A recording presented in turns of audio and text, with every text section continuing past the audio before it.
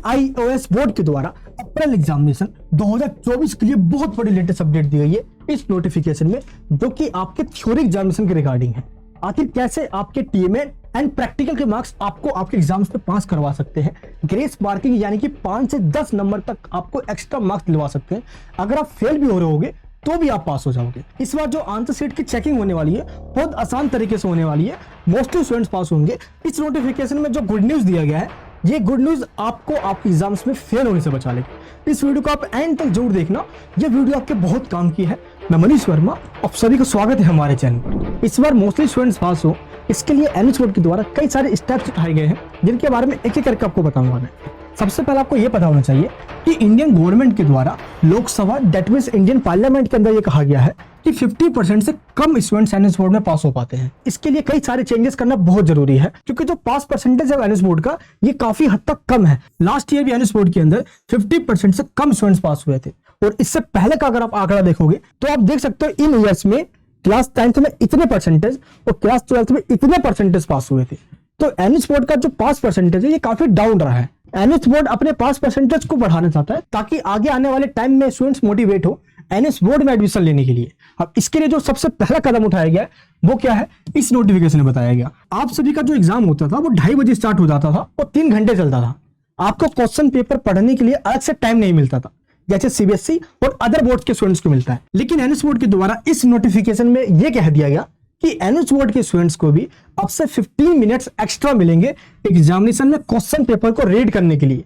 पहले यह नहीं मिला करता था, जैसे CBSE और अदर्स बोर्ड के स्टूडेंट्स को मिलता है। इसलिए 15 मिनट्स अब आपको एक्स्ट्रा मिलेगा, जिसमें आप इस टाइम को यूटिलाइज कर सकते हो अपने क्वेश्चंस को टिक करने के लिए कि कौन सा आपको सबसे पहले करना है, जो आपको सबसे अच्छे तरीके से आता है। आगे के 3 घंटे में आपको क्वेश्चन का आंसर कैसे लिखना है, इसकी स्ट्रेटजी आप 15 मिनट्स में बना सकते हो। इस बार 56% ऐसे स्टूडेंट्स हैं जिनको NIOS बोर्ड के द्वारा बुक्स तक प्रोवाइड नहीं की गई है।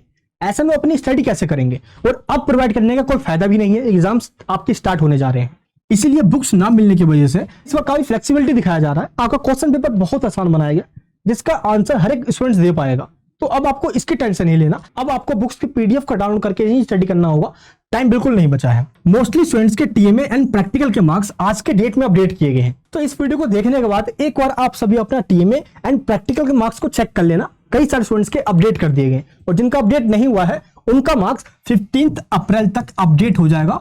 आप पोर्टल पर जाके चेक कर सकते हो। जब आप अपने फोन में टीएमए के मार्क्स को चेक कर रहे होगे तो आप अपने फोन को इस तरीके से वर्टिकल में मत देखना, आप अपने फोन को इस तरीके से हॉरिजॉन्टल में देखना। आपको आपका टीएमए का मार्क्स दिख जाएगा। और अभी तक आपने अपना प्रैक्टिकल का मार्क्स चेक नहीं किया तो एक बार चेक कीजिए। व्यू असेसमेंट में जाकर आप सबमिटिव असेसमेंट में क्लिक कीजिए, आपको आपका प्रैक्टिकल का मार्क्स दिख जाएगा। अगर सबमिटिव असेसमेंट में मार्क्स अवॉर्डेड लिखा रहा है, दैट मींस आपको आपके प्रैक्टिकल के मार्क्स मिल चुके हैं। NIOS बोर्ड के द्वारा 2 से 3 दिनों में यहाँ पे मार्क्स अपडेट कर दिया जाएगा।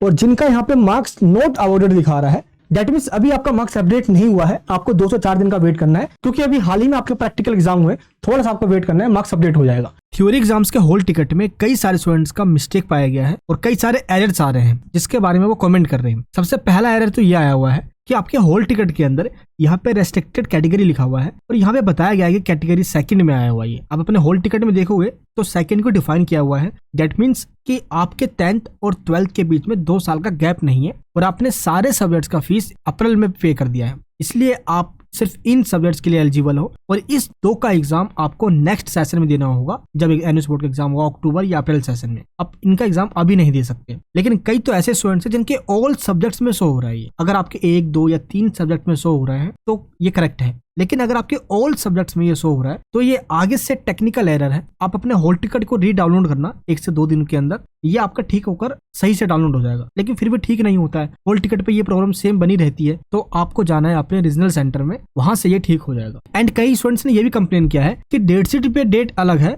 और हॉल टिकट पे डेट अलग है एग्जामिनेशन की। देखिए, अगर आप इंडियन डेट शीट को देख रहे हो और फिर भी आपका डेट मैच नहीं कर रहा हॉल टिकट से, तो ये हॉल टिकट के अंदर मिस प्रिंट हुई है। आप अपने हॉल टिकट को रीडाउनलोड करना 1 से 2 दिनों में, ये ठीक हो जाएगा। तो जो मिसमैच हो रही है डेट, इसकी टेंशन आपको नहीं लेना। जो डेट शीट दी गई है उसी डेट पे आपको अपना एग्जाम देने जाना होगा, हॉल टिकट आपको रीडाउनलोड करना होगा। एंड कई स्टूडेंट्स ये भी कह रहे हैं कि हम प्रैक्टिकल नहीं दे पाए, जिस दिन प्रैक्टिकल एग्जाम हो रहा था उस दिन हम नहीं जा पाए, हमें डेट का बारे में कुछ पता नहीं था, जिस वजह से आप प्रैक्टिकल में एब्सेंट हो गए हो। देखिए, क्लास 10th हो या 12th हो, प्रैक्टिकल देना कंपलसरी होता है। अगर आप अभी प्रैक्टिकल नहीं दे पाए हो तो अप्रैल एग्जामिनेशन के बाद जून या जुलाई के मंथ में भी आप सिर्फ प्रैक्टिकल एग्जाम दे सकते हो। आपको थ्योरी का एग्जाम दोबारा नहीं देना होगा, आपको सिर्फ उस सब्जेक्ट का प्रैक्टिकल दोबारा देना होगा। आप हमारे टीम से बात कर सकते हो, टीम आपको बता देगी इसके बारे में। एनुअल बोर्ड की तरफ से एक लेटेस्ट नोटिफिकेशन दिया गया है और इसमें यह कहा गया है कि 6 अप्रैल से लेकर 22 मई तक जो एनुअल बोर्ड के एग्जाम्स होने वाले हैं, ये उसी एग्जाम सेंटर पे स्टूडेंट्स एग्जाम देने जाएंगे जिस एग्जाम सेंटर का एड्रेस उनके हॉल टिकट में दिया गया है। लेकिन एनुअल बोर्ड इस बार से काफी स्ट्रिक्ट हो चुका है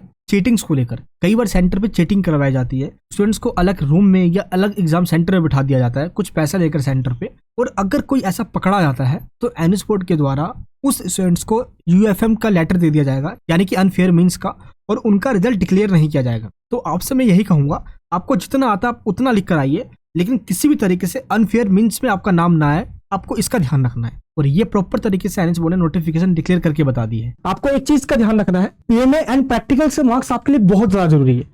एनुअल बोर्ड के अंदर रेगुलर स्कूल आपको जाना नहीं होता, इसलिए एनुअल बोर्ड के अंदर स्टूडेंट्स कैसा है कैसा नहीं है, एनुअल बोर्ड के पास एक ही डेटा है आप सभी को ऑब्जर्व करने का, वो है टीएमए एंड प्रैक्टिकल के मार्क्स। आपको टीएमए एंड प्रैक्टिकल में अच्छे नंबर मिले हैं तो इसका फायदा आपको थ्योरी एग्जामिनेशन में ग्रेस मार्किंग देकर दिया जाता है। इसलिए आपको मार्क्स नहीं मिला तो आप चेक करते रहना, मार्क्स मिलना टीएमए एंड प्रैक्टिकल्स में बहुत ज्यादा जरूरी है। एनुअल बोर्ड के द्वारा इस बार कई सारी मीटिंग्स की जा रही है, स्ट्रेटजी बनाई जा रही है, कई डिसीजन लिए जा रहे हैं कि इस बार कैसे 5% को बढ़ाना है, ताकि एनुअल बोर्ड के जो स्टूडेंट डिप्रेशन में जाते हैं ये डिप्रेशन में नहीं जाए। इसीलिए इस बार का जो एग्जाम पैटर्न वो काफी आसान बना दिया गया है।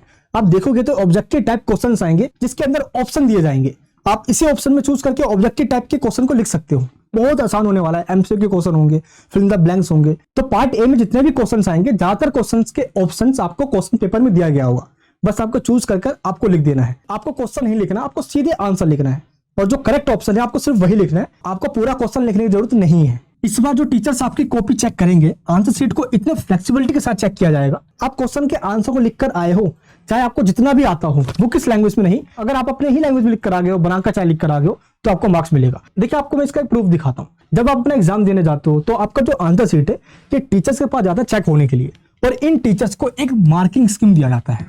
ये रहा वो मार्किंग स्कीम, ये सभी टीचर्स को दिया जाता है। इस मार्किंग स्कीम में ये बताया होता है कि अगर स्टूडेंट यहां तक लिखता है तो उसको कितने मार्क्स मिलेंगे, अगर वो यहां तक लिख देता है तो उसको कितने मार्क्स मिलेंगे। यानी कि जरूरी नहीं है कि अगर आपने पूरा ही आंसर लिखा है तभी आपको मार्क्स मिलेगा, आपको जितना आता था आपने उतना भी लिख दिया तो भी आपको मार्क्स मिल जाएगा, क्योंकि स्टेप मार्किंग होती है, हर एक स्टेप के आपको मार्क्स मिलते हैं। ये देख सकते हो यहाँ पे आप। तो कोशिश यही करना है कि क्वेश्चन छोड़कर आना ही नहीं है, आपको जितना आता है आपको लिख कर आना है। इस बार का जो क्वेश्चन पेपर है, मेरा विश्वास मानिए बहुत आसान होगा, बस आंसर को टू द पॉइंट्स में लिखना। लेकिन एग्जाम्स के लिए हम पढ़े तो पढ़े क्या, सब कुछ पढ़ने का टाइम नहीं है आपके पास। आपको क्या करना है, मार्किंग स्कीम को डाउनलोड करना है। आप देख सकते हो वेबसाइट पे इस कॉलम में दिया गया है। मार्किंग स्कीम में यह बताया गया है कि कौन सा मॉड्यूल आपके एग्जाम में कितने मार्क्स में आने वाला है, और जो सबसे हाई मार्क्स में आने वाला है आपको उस मॉड्यूल में जितने भी चैप्टर्स दिए गए एक बार उनको आपको लर्न कर लेना है, उसी चैप्टर को पढ़ना है, उसके अलावा और कुछ पढ़ना ही नहीं है। सबसे पहले पासिंग लाइक आपके मार्क्स आ जाए, उसके बाद आपको एक्स्ट्रा पढ़ना है 75% का क्राइटेरिया फुलफिल करने के लिए।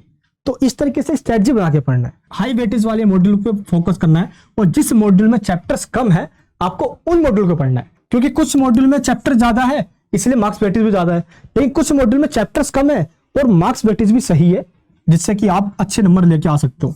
चैनल पे मैराथन क्लासेस हो रही है, कई सारे वीडियोस आ चुकी है और कई क्लासेस होनी बाकी है।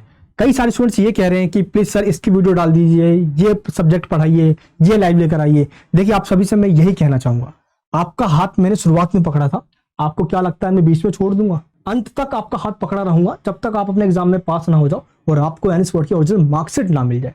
कंधे से कंधे मिलाकर आपको पास करवाने के लिए पूरी मेहनत करूंगा। थोड़ी मेहनत आप कीजिए, थोड़ा मेहनत मैं करता हूं, और इस बार एग्जाम्स होने के लिए हम जी जान लगा देते हैं। अब आपके पास ज्यादा वक्त नहीं बचा, इस वक्त को थोड़ा यूटिलाइज कीजिए, क्योंकि वक्त के पास भी इतना वक्त नहीं है कि अब आपको वो दोबारा वक्त दे। इसलिए इस वक्त को आप अपने स्टडी में लगाइए, और जिस दिन आपका रिजल्ट आएगा आप बहुत मुस्कुराओगे, बहुत खुश होगे, क्योंकि आप अपने पेरेंट्स को देखिए, आपको हौसला मिलेगा। घर की हालातों को देखिए, मोटिवेशन मिलेगा। क्या आपकी घर की हालात जो आज है आप इसी हालात में रहना चाहते हो? एनुअल बोर्ड का क्लास 10th या 12th में पास होकर जो आपको सर्टिफिकेट मिलेगा, आप उससे हायर एजुकेशन में एडमिशन लीजिए। जेईई मेंस या नीट की तैयारी कर रहे हो तो वहां पे सर्टिफिकेट लगाइए। जो आपका सपना है उसको पूरा कीजिए, लेकिन एनुअल बोर्ड से इस बार क्लास 10th या 12th में पास हो जाइए। मैं यही चाहता हूँ इस बार जो एनुअल बोर्ड में आया सभी पास होकर जाए। इस बार आपको पास होकर दिखाना है, अपने ऊपर विश्वास रखिए, जितना आप कर सकते हो आप उतना कीजिए, क्योंकि हम जितना भी कर ले हमें यही लगता है कि हमने कुछ किया ही नहीं है, हमें डर सा लगता है कि मेरा क्या होगा। आपके साथ बहुत अच्छा होगा, आप ऊपर वाले पे विश्वास रखिए। ये वीडियो आपको कैसी लगी नीचे कमेंट बॉक्स में बताइए, और इस वीडियो को सभी जगह शेयर करना।